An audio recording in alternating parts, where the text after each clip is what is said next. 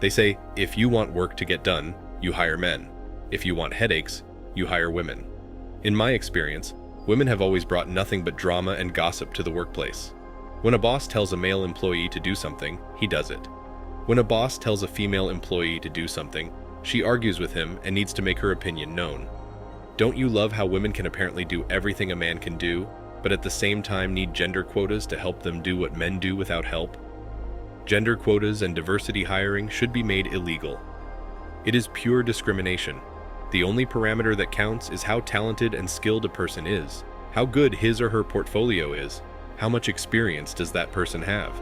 The fact is, the most dangerous people in an office right now are young women. If they decide they don't like your face, you're out.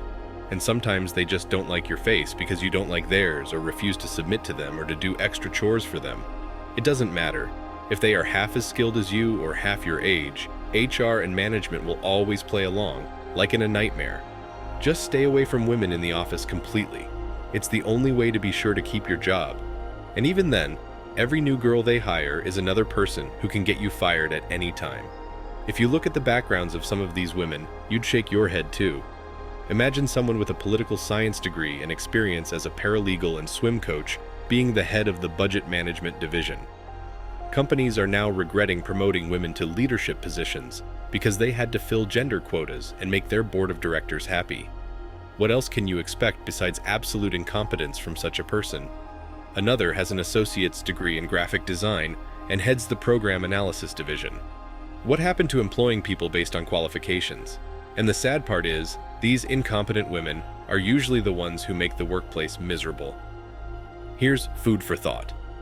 Laws, policies, regulations, and all those other driving factors that push for hiring quotas for women in those leadership positions are now null and void.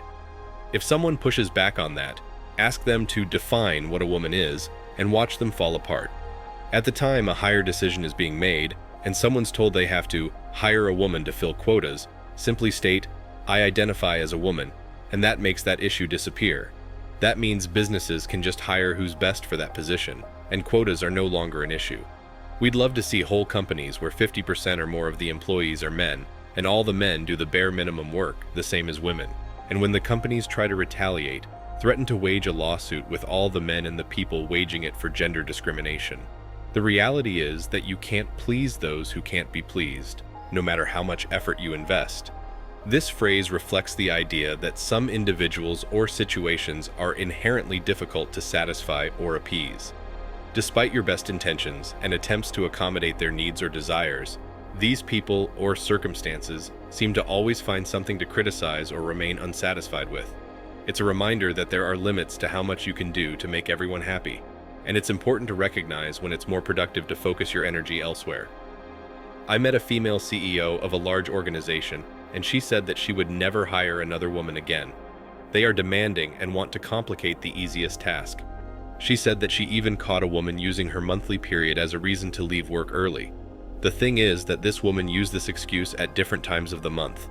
According to her, women don't fluctuate weeks in only a few months unless they have medical problems. She also said that women will retaliate more than men because they are more emotional than men. Men are given a task and do it returning at the end of the day with everything completed. Many women would take 2 or more days to complete a task, even though the task can usually be done in less than 1 day. But women are not as ambitious as the men are. This is from the mouth of a woman CEO.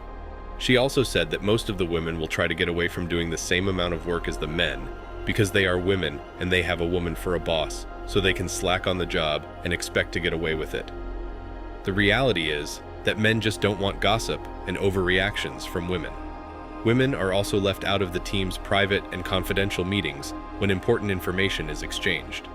For instance, if I had to share anything with a coworker in a cramped conference room alone, and I had to go with someone, I'd prefer to pick a man since I understand that inviting a woman into a confined space might seem odd to others and possibly lead to allegations that could end my career.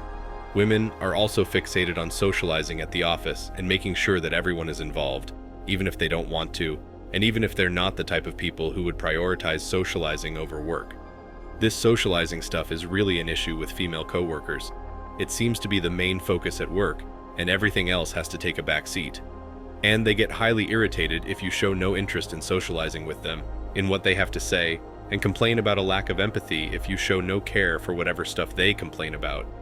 The truth is, women approach their job like they approach their personal relationships, with a lot of emotion, confusion, poor decision-making, impulsiveness, and a great deal of entitlement.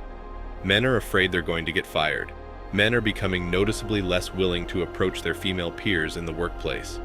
According to a report, 20% of men avoid speaking to and interacting with female co-workers privately. A third or more of men stated they would be terrified to be alone with a woman in the study's primary research, which questioned men how they would feel if they were in the office alone with a woman. Why? Well, the main reason is that they just don't want to be in a situation where they're framed for any sort of allegations against them by the women. They don't want to lose their jobs over some women, and it's pretty easy for women to have a man fired from his job these days. It's just one email, call, or conversation away from and with HR. Imagine sitting in your office and getting called by human resources. You put that file down, get up, and go sit down with the HR manager who tells you that there's been a complaint against you by your female coworker. A female coworker who's asked you out 4 times and has constantly been rejected. And now you're being told you're not going to get that bonus. And if there's one more complaint against you, you'll be terminated without even receiving your benefits. Welcome to 2023. Do you ever feel that women tend to take advantage of this and think they can flirt around in the office and then escalate it up to HR? If there's even the slightest inconvenience, or the attractive guy who was supposed to flirt back didn't, and the ugly one did. The reality is that men are avoiding women at work simply because they are worried about women making unfounded charges or threats. The reality is that men would rather work more freely with other men. This only demonstrates how increasingly wary males have become of women throughout time, especially in the last 10 years, and how much they would prefer to communicate and work with other guys. In cubicles, meetings, and boardrooms, they prefer to work with other males rather than women because they can share information, talk about ideas, and organize their schedules together. This is due to their fear of losing the career they have worked so hard to build over a long period of time. They may lose everything with just one unfounded accusation. In a society that primarily takes into account and believes what women say, one false charge could end up being the villain. So, don't blame men, Men can see what has happened over the years, especially with the advent of the Me Too movement. They don't want to bear responsibility for something they did not commit. They don't want to lose their jobs, status, and position in society. Thanks for watching Man Reacts. Show us your love and support by liking this video, sharing it with your friends, and subscribing to the channel.